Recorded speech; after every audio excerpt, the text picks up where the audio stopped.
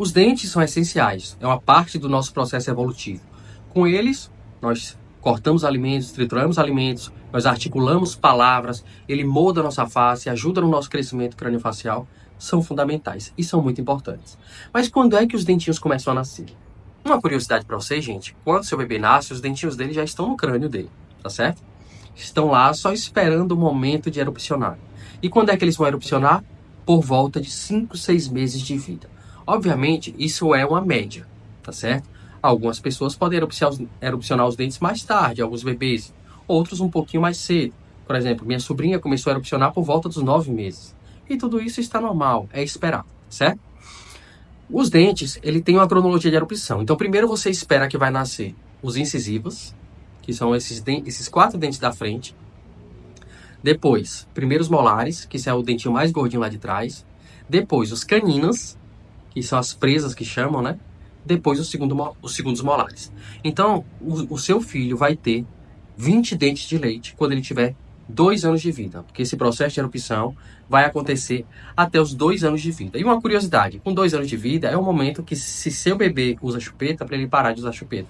Porque todos os dentes estão na boca, né? E esse processo de usar chupeta pode servir como um anteparo no processo de crescimento craniofacial e pode provocar alguns distúrbios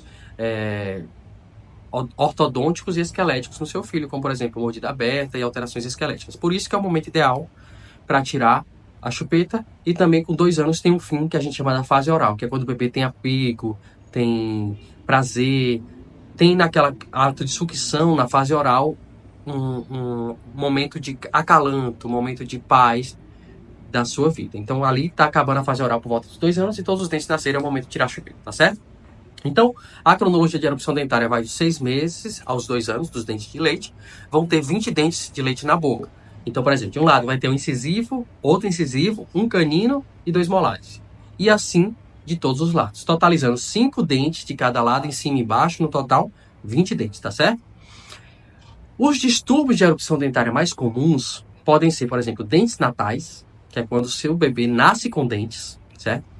Esse processo pode prejudicar a alimentação do seu bebê, porque pode morder, machucar o mamilo da mamãe. E em alguns casos, se esse dente não está bem implantado, existe um risco do bebê aspirar ele, né, engolir. Então, bebês que nascem com dentes natais, pode ser avaliado a extração desse dente. E tem os dentes neonatais, que são os dentes que normalmente nascem logo após o nascimento do bebê, que também devem ser avaliados com relação à extração desses dentes pelos mesmos riscos que existe um dente natal, certo? Esses são alguns distúrbios de erupção que podem acontecer, e aí quando acontece a gente investiga se existe associação com algumas síndromes genéticas que podem ter relação com essa erupção de dentes natais, por exemplo, certo? Outros distúrbios de erupção que são comuns de acontecer, por exemplo, são cistos ou hematomas de erupção. Esses são comuns de acontecer quando está erupcionando os dentinhos do bebê. Então, por exemplo, em casos de gengivas muito fibrosas, em que o dente tem dificuldade para romper aquela mucosa, né, da gengiva, ele pode transformar aquilo em um cisto, porque é um processo inflamatório que vai ter acúmulo de líquidos ali no interior da gengiva e fica como se fosse uma espécie, imagina uma bexiga circundando a coroa do dente e ali está cheio de líquido. Então ali é um cisto de erupção. O seu processo inflamatório pode gerar desconforto nos bebês, né? A gente pode lançar mão de técnicas conservadoras para o tratamento desses cistos de erupção, desde a utilização, por exemplo, de corticoides tópicos até alguns mordedores adaptados para que esse bebê consiga romper esse cisto, certo? Ou também os hematomas de erupção, porque a diferença do cisto para um hematoma é porque no cisto vai ter um conteúdo predominantemente líquido e o hematoma vai ter um conteúdo predominantemente sanguíneo, certo? Alguns casos, esses cistos ou hematomas de erupção precisam de uma intervenção cirúrgica, que é o que a gente chama de ulotomia ou ulectomia, que eu vou mostrar aqui para vocês, um procedimento que eu já fiz numa criança, mas aí foi quando ela estava trocando os dentes de leite pelos dentes permanentes. E aí ela desenvolveu esse cisto de erupção e a gente teve que fazer uma ulotomia ou ulectomia. Qual a diferença das duas? A ulotomia é quando você só faz uma incisão para expor a incisal dos dentes e naturalmente eles vão erupcionar em 7 dias. Parece uma mágica, em 7 dias eles já estão na boca. Já a ulectomia é quando você tira como se fosse um capuzinho, aquele que o Papa usa, sabe? Você tira como se fosse esse capuzinho para que o dente erupcione normalmente. Então essa é a diferença da ulotomia para a ulectomia, tá certo? Pois bem, gente, esses são os principais distúrbios de erupção dentária. E quando o bebê está tendo o nascimento dos primeiros dentinhos, ele pode experimentar alguns desconfortos. Quais são os mais comuns? Edema na gengiva, que é um inchaço, né, na gengiva. Cialorreia, o bebê saliva bastante. Irritabilidade, certo? Febre baixa. E alguns bebês podem ter também episódios de diarreia, tá? E eu vou explicar o motivo por que isso acontece e como você pode aliviar esses sintomas no seu bebê. Primeiro, quando há um processo de erupção dentária, os dentes, eles começam a sair lá da estrutura óssea, né, que estão nos ossos maxilares, e para ele sai por um processo de reabsorção óssea. Então, por exemplo, existem células inflamatórias, como por exemplo os mastócitos, principalmente, que estão envolvidas nesse processo de erupção dentária. E aí esses mastócitos vão gerar reações moleculares que vão induzir a reabsorção óssea, através de células chamadas osteoclastos. Esses osteoclastos reabsorvem o osso para que o dente possa chegar na mucosa. Quando o dente chega na mucosa, ainda há processos inflamatórios, principalmente os mediados pelos mastócitos, mais uma vez. E aí os mastócitos, eles têm dentro deles bolsinhas, que são grânulos, né? E aí eles liberam esses grânulos. Esses grânulos vão gerar respostas inflamatórias, como por exemplo, histamina. A histamina, para vocês terem ideia, é o que é liberado quando o paciente tem uma reação alérgica, por exemplo. Então, o que é que pode ter como reação local? Não é que o bebê está tendo uma reação alérgica, tá? Mas o que é que pode ter de reação local? O bebê pode ter inchaço. Você já viu que uma pessoa, quando está com alergia, ela não fica com inchaço, edemas em algumas áreas? Coceira, que é prurido, então o bebê pode ter coceira na gengiva, irritação, certo?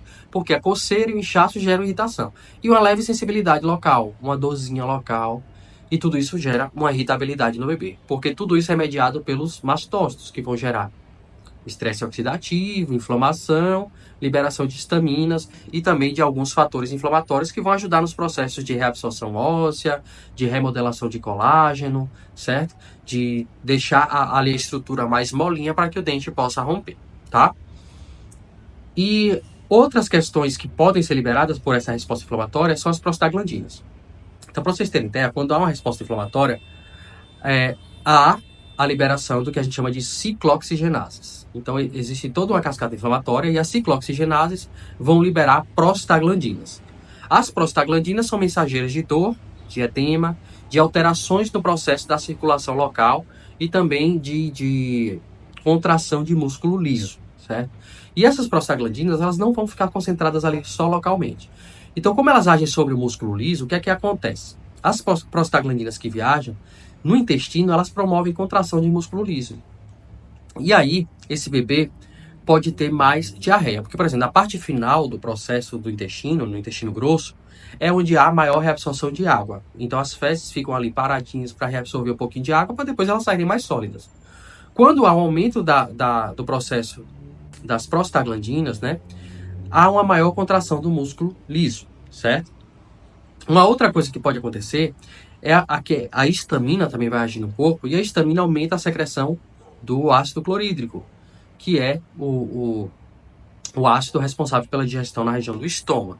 Então, o alimento pode ser digerido mais rápido e passa para os intestinos de forma mais rápida. Aliado a uma maior contração de músculo liso nos intestinos, né, esse processo de reabsorção de água pode ser menor. Então, o bebê pode ter diarreias líquidas, certo? Outra questão que as prostaglandinas fazem é alterar o centro termorregulador do corpo. Então, o bebê pode ter uma resposta febril, mas não é febre alta, gente. Nunca essa febre vai ser superior a 38 graus. Sempre ela vai chegar até ali no limite de 38 graus. Se essa febre é superior a 38 graus, é sinal que esse bebê possa ter uma infecção associada a esse distúrbio de erupção dentária. Por quê? Porque os bebês, quando estão com erupção dentária, né, no processo de erupção dentária, eles estão na fase oral. Então, tudo eles vão botar na boca. Se eles acham alguma coisa no chão, eles botam na boca. Se eles veem um rabo de um gato, eles botam na boca.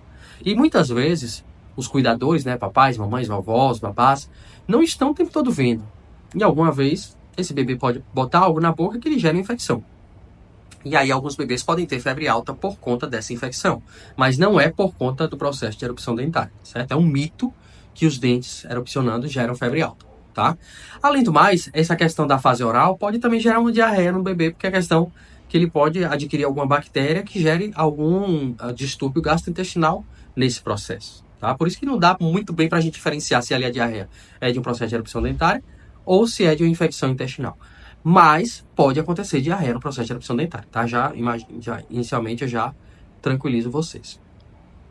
Uma outra coisa que pode acontecer sobre a questão do processo de erupção dentária, além da diarreia, da febre baixa, da irritabilidade, do edema, da dor local, nesses bebês, é a questão da cialorreia. Então esse bebê saliva mais, porque a saliva naturalmente é um protetor natural da nossa boca, né? Então quando tem algum estímulo inflamatório na boca, a sua glândula salivar vai jogar mais saliva para tentar proteger o seu corpo daquela invasão. Então na saliva tem imunoglobulinas do tipo A, por exemplo. Na saliva vai ter mucina, vai ter substâncias com respostas anti-inflamatórias e analgésicas potentes, né? Lubrificação da cavidade oral. Então é normal o bebê salivar mais nesse tempo que ele está com o processo de erupção dentária, tá certo? Então, gente, quais seriam as dicas que eu posso dar para vocês para aliviar esse processo de erupção dentária nos bebês? Como a grande parte do processo de erupção dentária é mediado pela histamina, que vai gerar a resposta inflamatória, então, por exemplo, as prostaglandinas vai ser uma consequência da histamina liberada pelos mastócitos. Então, para você inibir esses processos ou reduzir os efeitos deles, você pode lançar mão de um alimento natural e que muitas vezes é utilizado na introdução alimentar dos bebês, que é a maçã. Então, naturalmente, quando o bebê está nascendo os dentinhos, que é por volta de 6 meses, é quando inicia o processo de introdução alimentar. E aí a maçã, principalmente a casca da maçã junto com o resto da maçã, tem a quercetina. A quercetina, ela tem como característica ter propriedades que inibem a histamina, que vão inibir a degranulação de mastócitos, que vão inibir a liberação de alguns mediadores inflamatórios, prostaglandinos.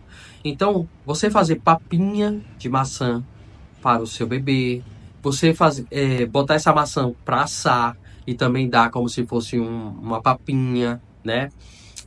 Amassar essa maçã. Tudo isso pode ajudar esse bebê a aliviar o desconforto que ele tem nos dentinhos, ou até ele mastigar mesmo um pedaço da maçã com a casca, né? Obviamente tem que ter cuidado com relação a engasgos, que os bebês não têm tanto esse discernimento com relação ao tamanho do que engolir, então os papais e mamães têm que estar supervisionando. E aí a maçã tem como propriedade a quercetina. A quercetina vai ajudar a aliviar esses processos, tá certo? Então qual seria a quantidade? Por exemplo, uma maçã média tem algo em torno de 100 gramas. Obviamente o estômago do bebê é pequenininho, então as porções alimentares devem ser menores. E aí 100 gramas de uma maçã tem algo em torno de 10 miligramas de quercetina.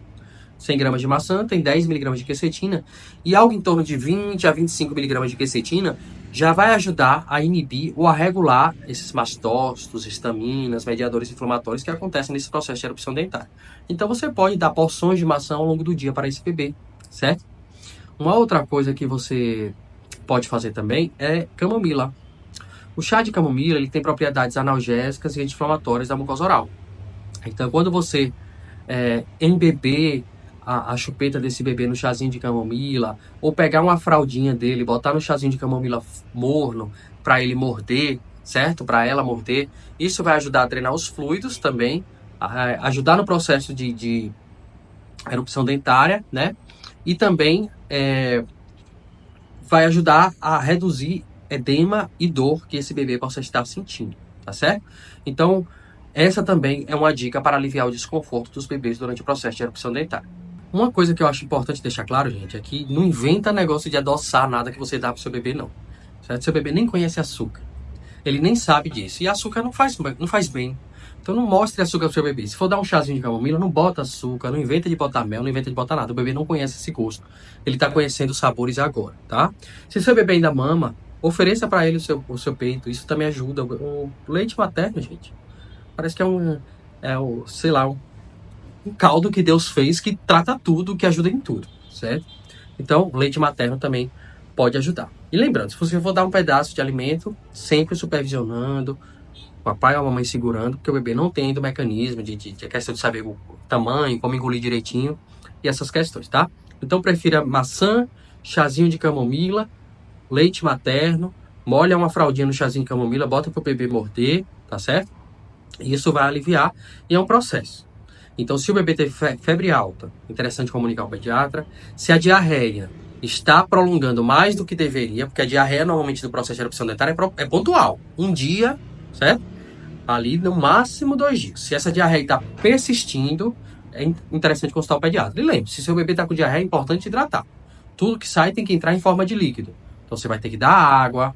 Se a diarreia está constante e exuberante, é importante também fazer um soro caseiro, certo? Se mama, dar o leite materno e observar, ficar atentos a sinais de desidratação, se esse bebê está tendo diarreias frequentes, certo? Vômito não é comum de ter durante o processo de erupção dentária, então se seu bebê está vomitando, é interessante consultar o pediatra, tá? Então, gente, se ainda restaram dúvidas, deixem aqui nos comentários. Se gostou desse vídeo, curte, compartilha com quem você acha que merece saber disso. Se inscreve no meu canal para não perder mais nenhum conteúdo da partir de hoje, tá certo?